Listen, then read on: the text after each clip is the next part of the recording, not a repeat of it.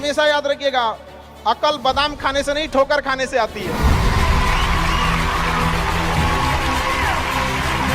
हमने इतिहास से यह सीखा है कि इतिहास से कोई कुछ नहीं सीखता।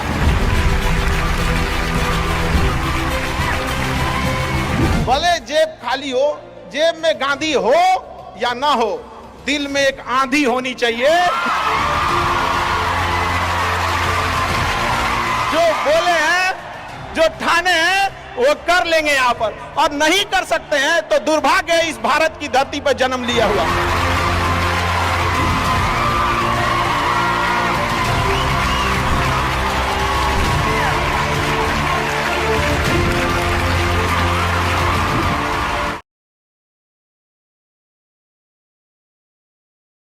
की प्रवृत्ति रखिएगा। और आज के टाइम पे बाप रे, एक बहुत बड़ी समस्या ना कि दूसरे से प्रति जलन जरतुआही। जरतुआही समझते हैं हम लोग, बिहार का ठेठ भाषा है। पता नहीं आप लोग समझते हैं कि नहीं मतलब कौन कितना खुश है, मतलब उसका पड़ोसी जितना दुखी है वो उतना खुश है। ये सब चीजों से थोड़ा आज के समय में अपने आप को थोड़ा बचा के रखने की कोशिश कीजिएगा लोग, क्योंकि किसी के जलन वगैरह से नहीं होता। अक्सर देखिएगा ना, चूंकि ये एंटरप्रेन्योर है, बिजनेस का चीज है, तो एक छोटा सा देखिएगा ना, गांव में किसी के पास समोसा का दुकान चल जाता है तो उसके बगल में एक और समोसे खोल देता है। अरे आप बहुत सारी चीजें हो सकती हैं। आप डिसीजन आप कभी भी किसी और के मर्जी से इन्फ्लुएंस होके लीजिएगा, वो कभी डिसीजन सही नहीं होगा। डिसीजन आपका अपना होना चाहिए, आप क्या कर सकते हैं। और ये जिस दिन आप पहचान गए, उस दिन समझिए आधा काम आप अपने से कर दिए यहाँ पर। और वो सबके अंदर कुछ ना कुछ है, ऐसा नहीं है कि ऊपर वाला आपको खाली हाथ भेजा, सबके अंदर कुछ ना कुछ है। और ये लोग भले कहते हैं कि खाली हाथ आए थे, ठीक है खाली हाथ आए थे, लेकिन खाली हाथ जाना नहीं है। इस देश का ऋण चुका के जाना है, समाज को कुछ दे के जाना है, एक अच्छे सिद्धांत, अच्छे कर्म को दे के जाना है। क्या कोई कह सकता है कि अब्दुल कलाम खाली हाथ गए थे? नहीं खाली हाथ गए थे। विवेकानंद खाली हाथ गए थे? अंबेडकर साहब खाली हाथ गए? नहीं गए। तो इस देश में हम खाली हाथ जरूर आए थे, लेकिन इस देश का कर्ज उतारना है, खाली हाथ लौटना नहीं है। कुछ ऐसे सिद्धांत अपने साथ है, कुछ अपने पीछे कुछ यादें छोड़ के जाना है, जिससे कि दुनिया याद कर सके हम लोग को। और हमेशा चीजों में ना अपनी ईमानदारी करिएगा। आप कितना ईमानदारी से काम करते हैं, कितना लगन से काम करते हैं, सफलता इसी चीज पे डिपेंड करती है। बाकी ऐसे चीजें कि भाई ये करना चाहिए, नहीं, बस आप कितना समय दिए हैं किसी चीज को, कितनी ईमानदारी से किए हैं, ये मायने रखता है आपको। आप किसी चीज को समय नहीं दीजिएगा, कभी सफल नहीं हो सकते हैं। और एंटरप्रेन्योर और बिजनेस, इस सब के चीज़ों में एक चीज़ बहुत बड़ी डिलेमा होती है ना, कि सोचते बड़ी ज़्यादा हैं लोग, प्लानिंग बहुत करते हैं। 6 महीना से उसका प्लानिंग ये चल रहा है। अरे भाई 6 महीना में कमवा शुरू किए रहते तो कुछ एक्सपीरियंस हो गया रहता, कुछ ठोकरें लगी होती। शुरू कर दो, चाहे जैसे करना है। यहाँ पर ऐसा थोड़ी हो सकता है कि एकदम फिनिश होकर काम करे। हर चीज़, जमीन से कभी पेड़ नहीं निकल सकता, पौधा ही निकलेगा।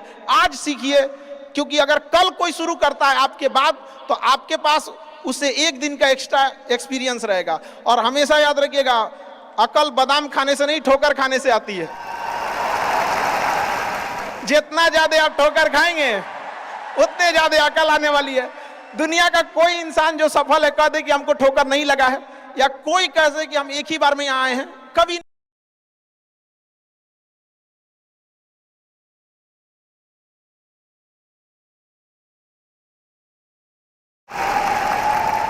आप युवा लोग हैं, आपको कौन रोक सकता है यहाँ पे? मैं दरिया हूँ, अपना हुनर जानता हूँ, जिधर से भी गुजरूंगा अपना रास्ता बना लूंगा। तो युवाओं में यही तो एक है, भले जेब खाली हो, जेब में गांधी हो या ना हो, दिल में एक आंधी होनी चाहिए। जो बोले हैं, जो ठाने हैं, वो कर लेंगे यहाँ पर। और नहीं कर सकते हैं तो दुर्भाग्य है इस भारत की धरती पर जन्म लिया हुआ, ये व्यर्थ हो जाएगा यहाँ पर। तो एक कहानी लिखना है जो आगे जाके सबको सुनाना है। और हर उस घर में 2 किलो अलग से मिठाई जाएगी जिस घर से आवाज आई थी कि इससे नहीं हो सकता है, अलग से एकदम, ले भैया ये तेरे लिए स्पेशल है। यहाँ पर एकदम तारीफ करने वालों की कमी हो जाए, जलने वालों की कमी नहीं होना चाहिए। एकदम मिसाल बनिए। आप सब लोग को, हमारा आप सब लोग को ढेर सारा शुभकामनाएं, दुआएं। आपके ठोकरें आएंगी, लगेंगी ठोकरें, उसी को ठोकर लगती है ना जो चलता है, जो सुतल है बेड पे ओकरा कौंची का ठोकर लगने वाला है। और ठोकर नहीं लगेगी तो नहीं आगे बढ़ सकते हैं। कामचोरों से तो इंडिया परेशान है, जो कुछ नहीं करता वो भी संडे को आराम करता है। अरे तोरे लिए कौंची का संडे यार,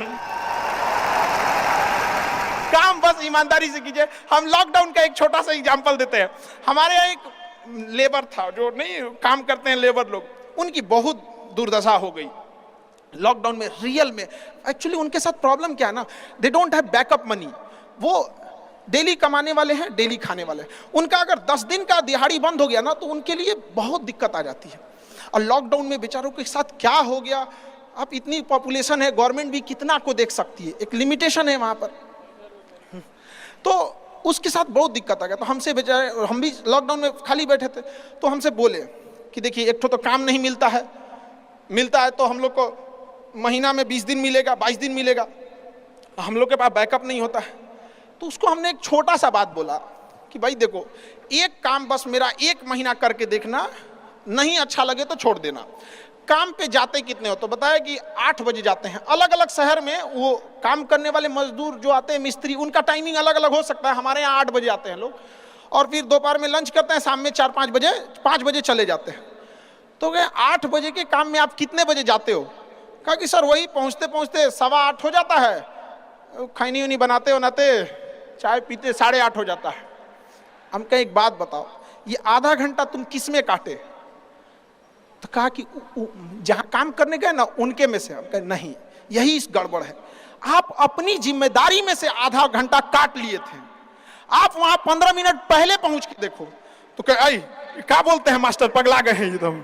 हम भाई देखे तो 1 महीना काम करके देखो, बस तुम वहां 15 मिनट पहले पहुंच के देखो। वो इंसान 15 मिनट पहले पहुंच जाता था, 5 मिनट पहले ही काम चालू कर देता था, बाकियों के आने से पहले। लंच पे जाते थे तो जब सब चले जाते थे 1-8 मिनट लेट से लंच जाते थे, कुछ नहीं होने वाला है।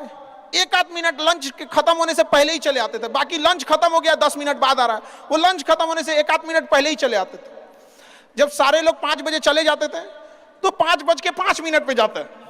तो हमसे कहें कि खान सर ये आप बता रहे हैं, नहीं बहुत उटपटांग बात बता रहे हैं आप। हम भैया 1 महीना काम कर लो, हाथ जोड़ लेते हैं।